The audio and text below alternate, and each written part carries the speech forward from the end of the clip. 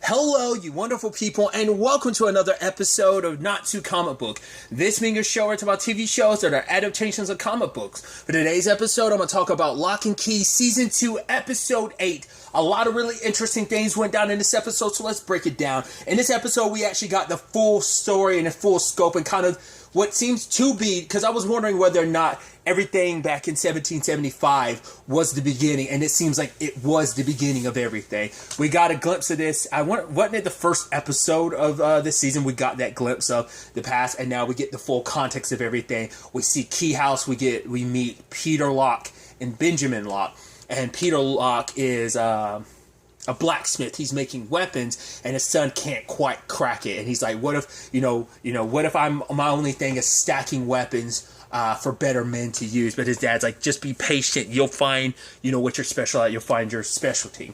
And so we get the context of those British soldiers showing up to their house. He was told to leave and go get reinforcements, but obviously Peter stood up to the British soldiers, which it's one that we already met, the main one being Captain Gideon, who is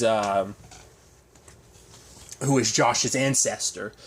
So it is interesting to note, that him and the Locke, because now we got the context of one of the people there was the Locke. So these families have been connected for generations. Like the Lockes and him were always going to, it was almost like it's destiny for them to be where they are right now. Even the fact is that him and Nina getting close. Granted, that was he didn't, how much he knew ahead of time, falling for Nina. Granted, he didn't realize who she was when he first bumped into her, but it's just a lot of happenstance and fate and destiny that would interlock these two families, which have a deep history like this. Just the fact that they would meet together under these circumstances. I mean, hell, even his daughter being good friends with Bodhi, because, fate has intertwined them in many different regards. But essentially, when it comes to Captain Gideon, he, was robbing them of everything because it's you're making weapons and stuff like that against your king. So they were going to burn his daughter, but luckily Benjamin came back with reinforcements. Peter got free and tried to kill Captain Gideon, but he ends up killing him instead. And he's and your death will mean nothing, which is sadly, this chain of events led to everything happening. Captain Gideon and his the remaining soldiers finding the portal to the other side, but also it's Benjamin following there to get revenge. It's his father's death had meaning because all of that led him down that path. Obviously, we'd already gotten we got this everything up till Captain Gideon getting possessed, and then we got the aftermath of him trying to run, but they shot him because yes, he may be a demon, they may be strong, but they still are in human bodies, and then that human body sustains enough damage, it will slow them down. So yeah, he could still go. He was still raring to go, but he was able to push past the pain only a little bit. So we do see later on him he has a piece of whispering metal, obviously the journal and the picture of the portal, all that Josh has present day, as Josh is researching all of this present day. And I think it's interesting that the place they end up locking him up at is the well.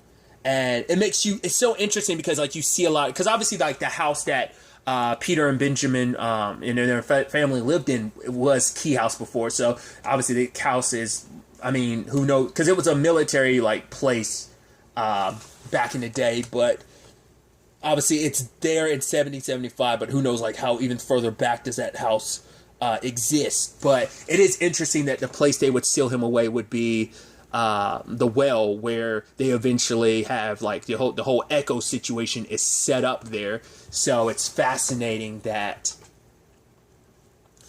maybe that's what kind of led to the influence, because we know the beginnings of this, but we don't know what would eventually make Benjamin, because the keys are based on your intention. So eventually, maybe it wasn't even him, maybe it was a later Locke that created the echo key, but it's still the fact is you happen to unlock the first, and at least potentially this world's first encounter with a being from that world, locking them up in the well, where one gets locked up later on with the whole Lucas situation, because so I don't know, I just think that's fascinating. It just seems maybe it just makes you wonder, was that designed specifically that way, and that's why that became the place for the Echo King. I don't know.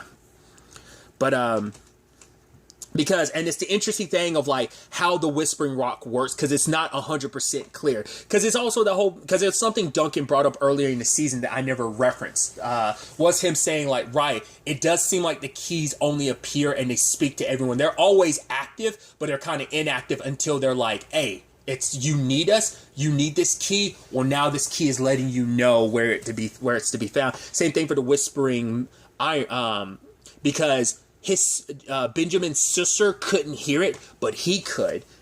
And I think that's maybe because out of anyone, he had such a direct connection, because he had such direct connections with the demon at the time. Because ultimately they ended up hanging Captain Gideon, and it was enough to kill him, because it's enough to kill a normal human. Yeah, they might be stronger, and they might have a little more fight in them than a normal human would, but it's, once again, like a zombie. You sustain enough damage, you're going to die. Like, just how zombies, like, rule is like you have to go for the brain type of situation. It kind of applies with them. Like, I think if you shoot a demon enough, it will die, but it just will be a little harder to kill. So they just finally had to break his neck. Because I think it's enough where the demon can keep going no matter how damaged and messed up the body is. It's just you have to make it so that the body completely shuts down. It's breaking its neck because you're disconnecting the brain from the rest of the body. I think because he had the most direct connection to it, he was there.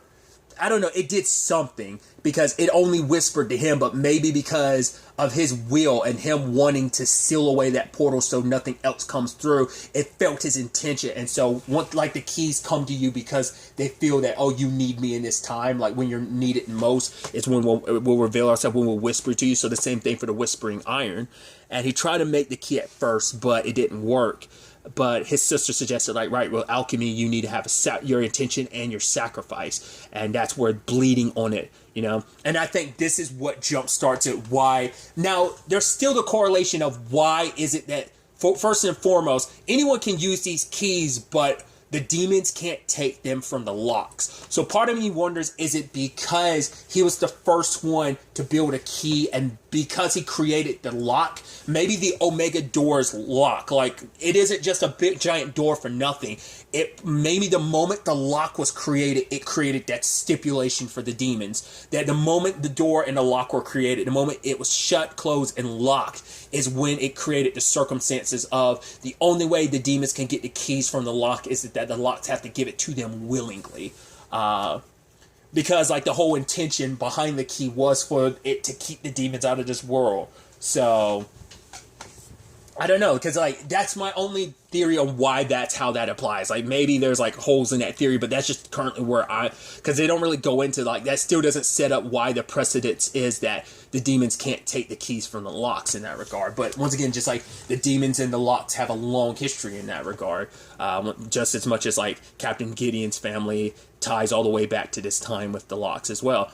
But at that point, we see that, he's like, oh, I wonder what other key can we make. So it's interesting to know how, it makes you wonder, like, how many of the, because we know that Rendell and his friends, but it was only Duncan, made one key. The one key they made was the one that Duncan made, the memory key. So they never made any. So all those other keys are previous keys, because it makes you wonder how many of them were keys that, well, because that was the only probably piece of Whispering Iron left. So it makes you wonder what was the next key that Benjamin made. Maybe the next one could have been like the Anywhere key, but it's like how many of those, like, because eventually they got built, because that means at some point someone had to, like, different people at different points throughout history had to have unlocked the door, the Omega door, even if it was just because everyone's drawn to become obsessed with the keys. I'm sure Benjamin even became obsessed with wanting to make more, so he probably unlocked the keys at the door at certain points. Maybe even his sister did, or maybe future generations did, but it's still, like, the door had to have been open at multiple times, because there was at least one other piece of iron left during that time. So not unless there were more that were fired out while they were putting the door up. So not unless they had reserves then. And so not unless in that moment he made this full round of keys. Because it makes you wonder, like, how many of the keys were forged over the years. There's enough for people to know. Like, Chamberlain knows how to make keys because the information was passed on to him. But obviously must mean at some point he made a key himself. So, because all the keys they have currently aren't all the keys. These are just the ones they found.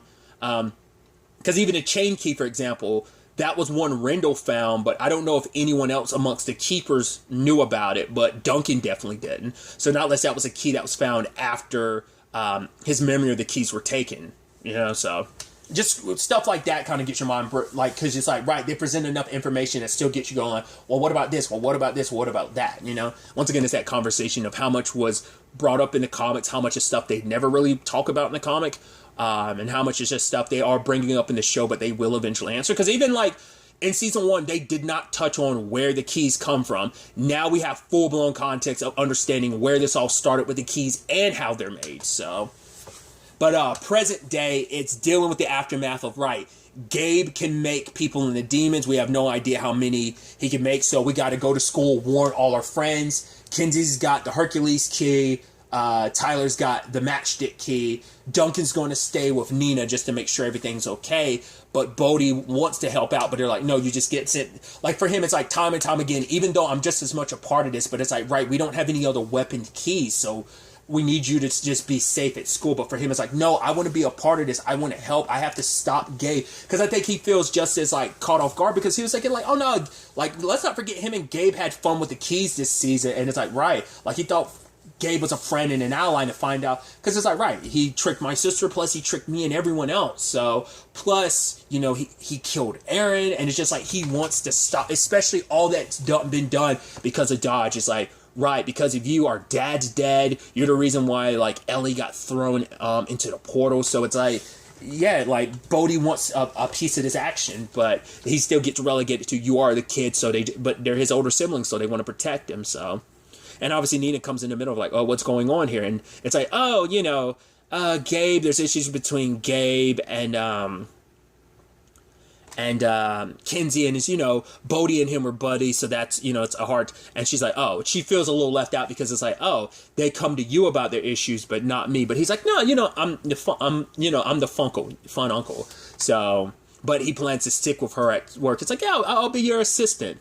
On the way to school, they find out, sad, like, the moment they get pulled over, I was like, oh, it's Daniel. I was like, oh, is he? Yeah, he is. And of course, I wonder, did Gabe do that on purpose? I mean, for one, it probably helps to have one of you be law enforcement, but also, like, I don't know if he did it necessarily because he knows Nina and Daniel are pretty close. It sucked. One of her only other friends in town, I mean, hell, she lost one friend, that being Joe. He's gone. Then Ellie, and things are more complicated for them on that front. And she never really had a chance to really, like, make things good between her and Ellie. So that, Ellie's missing. And now it's like the only other friend she had is Daniel. And, especially because at the time, too, everything between her and Josh between her and Josh is a little awkward. Things kind of went south, like, the whole conversation about, because he's not ready to get to that point of kind of moving on, like, to the point, like, not getting lost in,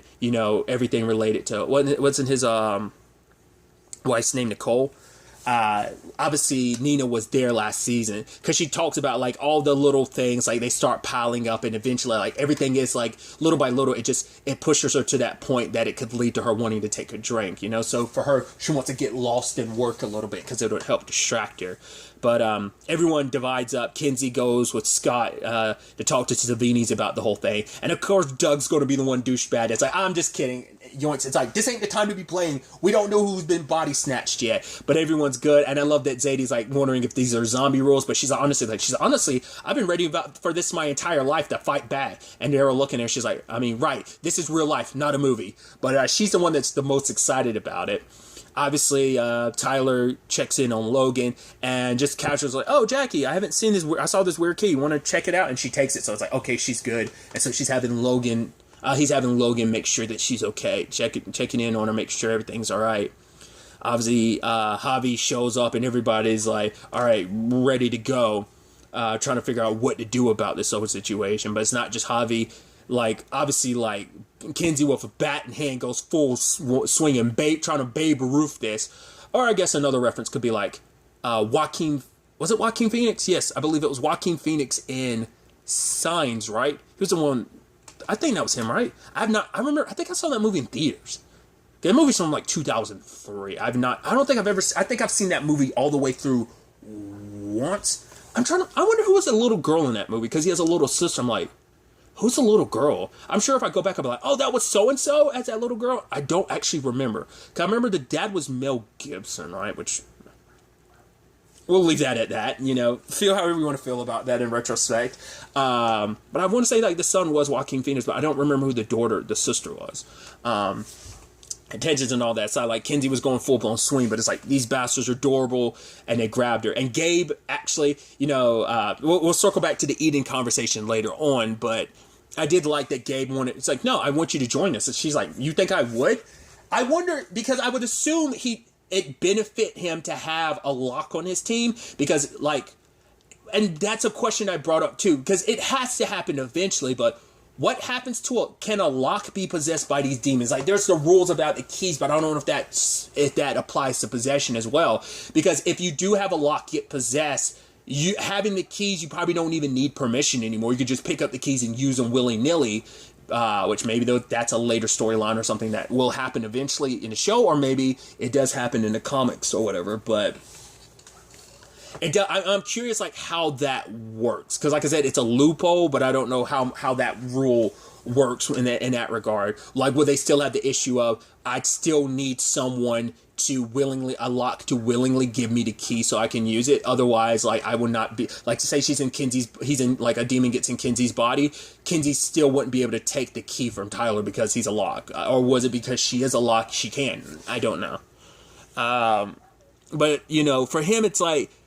He needs her to willingly join, because for one, it's like, it's about making Kenzie his. It's like, this way we can be together, like we can rule side by side. I don't like us being on opposite sides, because like Eden suggested, like she's threatening to kill you. I think that's even more reason why he's doing it, because Eden's like, oh, I'll find Kenzie and snap her neck. It's like, you might not want to do that. I think that's what instigated this more. It's like, right, if you're on our side, Eden's going to have less chance to like hurt you, because you'll be super strong to be able to fend her off. But two, that way, like, you know, I want you to be my queen, because legitimately, despite everything, the manipulations, he does have feelings for Kenzie. He likes her a lot, and he finds her special. He always has, and so he wants her by his side. So Scott's like, no, turn me and leave Kenzie alone. He's like, right, I was going to turn you regardless. But luckily, Bodhi had showed up in time to pull the alarm.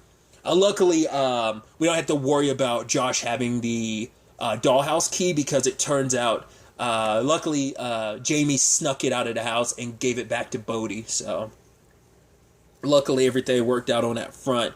Sadly, though, Gabe caught up with Jackie and turned her, which, you know, he did that on purpose. Like, obviously to expand his ranks, but also is like, right, he knew how much that would hurt Tyler in the long run. And I love that she's like, right, yeah, you and Logan are weird. I'm like, yeah, notice that Logan's not here. And she's like, let's go. And he's like, right, before we do, take this key from me. She's like, I don't know why you're being weird. He's like, just go ahead, Jackie, take this key from me. She's like, we already went through this, but no, just go ahead and take it. And she's like, you know I can't. Sorry, lover. And he's just like, oh.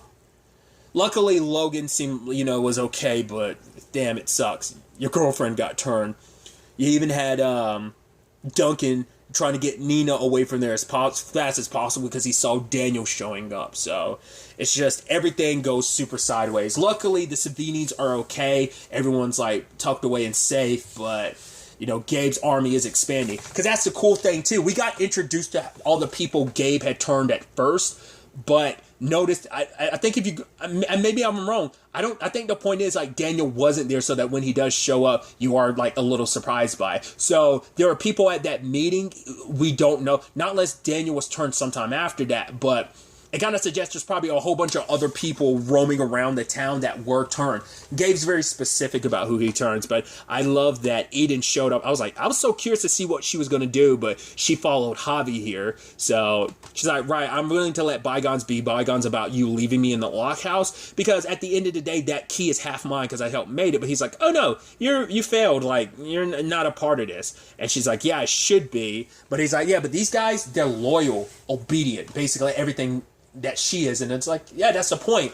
Eden questions him, and he wants pure obedience and loyalty, and he'll get that from the others. Now, once again, I think that's purely from the design of like the keys. When he makes demons, it makes them service to him. So last thing you want is Eden to ever get her hands on it. Maybe like, it probably has to go with like, you have to, it probably isn't just holding the key. You probably have to make the demons yourself before they'll serve you. But Eden makes it clear, like, right, I'll just go and I'll kill Kinsey, which she's like, yeah, I probably shouldn't do that. I wouldn't do that if I were you, because she's completely outnumbered. But once again, and I'm curious to see if this comes up, it doesn't seem like it's the case, but remember, she knows where Gabe keeps the keys, but it could be like, because it didn't come up this episode, that could be a later stinger, but because I had suggested that last episode that, like, when she escaped, I was like, she knows where the keys are, so the stick it to Gabe, she could end up taking the keys that are hidden. But it could be that Gabe, when this was all said and done, went back and got the keys already, so she might not have a chance for it. Because he's probably really like, no, I don't want to take the chance. I screwed her over, so she might try and take this chance to screw me over. So he's probably got all the keys on him, or at least in another safe spot she can't find. But Eden finds her way around it because she plans on, I guess, on making an army of her own. Whatever, I don't know, like, because you'd still have to, like, I guess maybe she's going to try and get someone down there to the sea cave so they could get possessed and she can have someone on her side so she doesn't have to face off against Gabe and his army alone. Because she's convincing Josh. So, like, right, you want that sea cave? Well, because he's doing all this research about it. She's like, well, you need a special key. And so I can already see where they're setting this up. Josh is going to go over and try to, like, ease things over with Nina. And in that moment, he's going to probably sneak in there and try looking for the key. Just like Ellie last season was looking for stuff. Granted, that was because she was manipulated by, very similar situation because she was manipulated by Lucas, or rather the thing in Lucas. So the same thing is happening with Eden. Because it's mainly from Josh's perspective, like, he's getting all he wants. Answers to everything, especially because he thinks this will reunite him with Nicole. He doesn't know the evil that he's finding himself in alliance with and smack dab in the middle of. Because even Doug himself said, like, oh, Eden is a demon? Actually, that's not too surprising. It's actually very befitting. I am curious, because, like, the whole conversation immediately came up, too, of, like, wait, we just hurt them? It's like, but what if there's people we know? It's like, whatever it is, these aren't the people you know. They're just these demons. Obviously, Gabe is an echo, so he's unstoppable. He doesn't follow the same rules as the demons do. So, but, like, I think Josh is going to worm his way into Locke House by trying to get close to Nina and then searching for the key. I mean, that's also Eden's plan, too. It's like, because he's a regular person, he doesn't need permission from the Locks. Like, they don't have to willingly give it over. He can find it and just snatch it. So, we'll see how that plays out, whether that works out for him going forward. But, in the aftermath of Jackie, Tyler wants to make a key, but they don't have any whispering iron. But then when he has his uncle reference, like, oh, in case of emergency. And I love that little conversation between him and Aaron plays such an important role, because it's like, Dad has a fishing lure on a fishing bait thing on top of his hat. It's like, in case of emergency, and he breaks it open and there's a whispering iron inside. And it's interesting because none of them can hear it whispering except for Tyler. I thought Bodhi would have been the one to make the key. And it's interesting because Duncan, it's like, right, kind of much like the keys pop up when they need to, it is purely that the whispering irons react to intention, and they can feel what Tyler wants more than anything, and his intentions rushing through. Because before, Duncan, when he made the memory key, he heard it. When he was making the demon key for Gabe, he heard it, but this one he's not, because it's specifically up to Tyler to make this key. So he wants to make a reverse key. I wonder what they're going to call it. The unsealing key, the angel key, I would assume. I'm curious what they will title it. I mean, like I said, they're straightforward names, but I'm curious, like, what the key will look like and what it will manifest as. But its sole purpose is to save everyone that's possessed by a demon. So this way you don't have to go through the trouble of, like, killing anyone like they had to do with Lucas. This time they can actually save everyone. They can save Eden, they can save Daniel, like anyone that's ever been possessed. Jackie, they can all be saved. Anyone in the future that ever gets possessed, they can be saved. I'm also curious, like, will this also will it be the mirror image to the demon key? So the demon key hits you in the lower spine. Does the angel key work the same way, or would because they're supposed to be mirror images to each other. So obviously they have one shot at this. So we have Duncan leading him into, like, I'll be with you every step of the way, and it's like, right, let's get to work as they plan this out. So it's definitely going to be really interesting to see where all this takes us. I didn't talk about it much, but like in the sense of I brought each subject up, but I do like the parallels of as like Tyler gets to the point that he's making his key, you do like have the whole thing with like this, you know, the start of everything to where we are right now, present day with the Locks of like Tyler about to make his key, and then like you tell like that's like tail ends the whole thing about Benjamin starting all of this by creating the Omega door and Omega key, and then also forging another key or other keys. So we don't know how far down the rabbit hole he went with that. But like I was legitimately surprised that it was Tyler that's making a new key, because I would have thought out of anyone, because of the parallels between Bodhi and Duncan, and why Duncan? And I guess it's because the Whispering Irons must like they sense something in the humans, their intentions and what they want, and when they really need something, it's just on some level like it's not clear if that's what it is. At least with the Whispering Iron, it seems like it's based on intention. The keys somehow reveal themselves when you need them most on some level, like they're needed. So if that's the case, maybe they'll clear that up a little bit more. But currently, that's where things appear to stand when it comes to the keys and the Whispering Iron. So it's definitely going to be interesting to see where the next episode takes us. With all of this, only 2 episodes left, so we'll have to see what happens next. But really, that's all I'm going to talk about. So the next time we meet, be happy, be safe, live life to the fullest, and enjoy it. Good day, and goodbye.